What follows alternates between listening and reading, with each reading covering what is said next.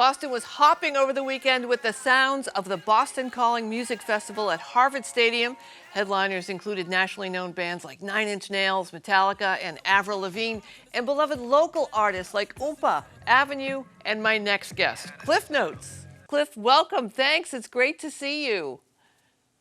How you doing? It's great to see you too. So, man, it has been the one time we talked, I wouldn't say it was the last time we talked, we had discussed the challenge of having a Boston Calling festival. Obviously, they need the national names. There's no doubt about that. But, you know, hoping that they would become more inclusive of Boston artists. And this year, you were up on the stage. What was it like?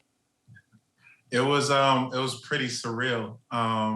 It's the music is always one thing, but I think the thing that stuck with me was being around a lot of family and friends and being on Boston's biggest stage. That was amazing. And the festival atmosphere, I think, you know, I love that it's so Boston that people were immediately complaining about the noise, you know, which is a whole nother Boston thing. I don't think that happens at Coachella, but I don't know if there's any apartments around Coachella. But the actual festival part of it, talk more about the experience of both mixing with and being around these national artists, the local artists, representatives from all types of genres of music. Yeah, I can totally talk to that. So, you know, I've been doing this for a little bit of a time now at this point. So I think it was really surreal because not only have artists like myself and Oompa have been like growing our trajectory, but to have this like physical manifestation of being around all these other artists that we want to be on the same level, if not surpass, it's phenomenal. And it's also inspiring because you see them and you're like, oh wait, they're humans. Haim is just three sisters that are humans.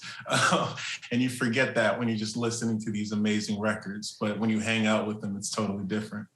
So during the pandemic and also before the pandemic, you have been very active on making sure that you keep the music community together and connected and lifting each other's spirits without the audience and without the opportunity to play that was before the pandemic. Where are you now? What have you sort of learned?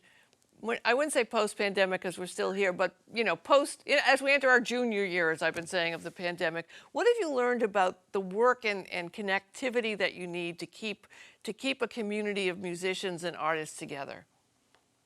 For sure. I've learned a lot.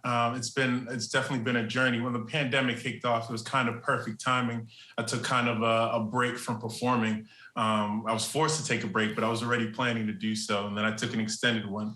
But in that, I was more organizing shows with what we were doing with Hipstery and speaking with you about stuff like that and seeing how artists were navigating in this pandemic and how artists were, what artists needed.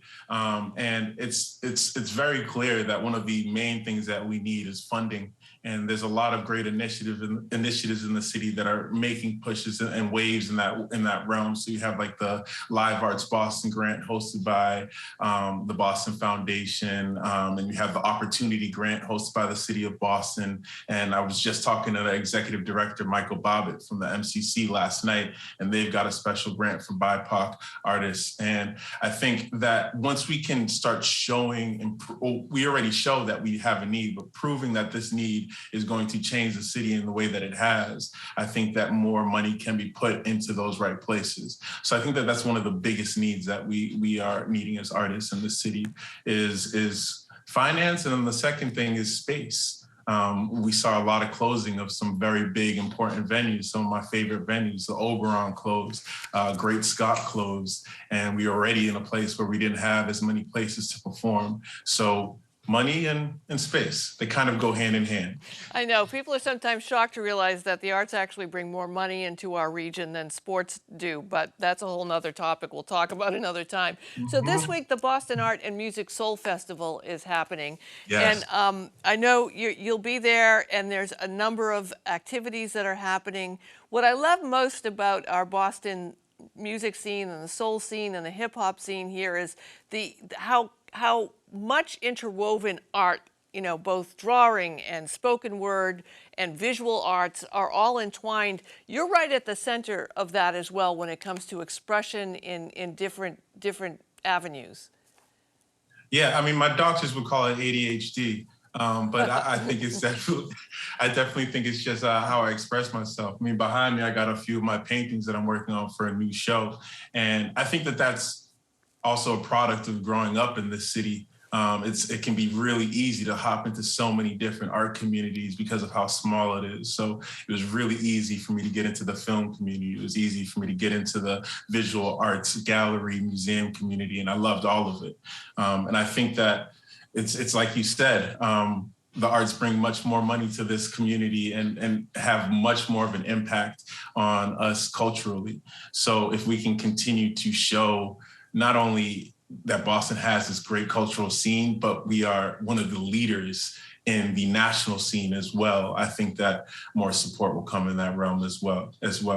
So what's up next for you? I mean, you just came off this big weekend where we got to see your face all over Boston. I felt such a great thrill for you to see you up on that stage, especially since you had worked so hard for that inclusion, not for you, but for the entire community of Boston artists. What's up next for you?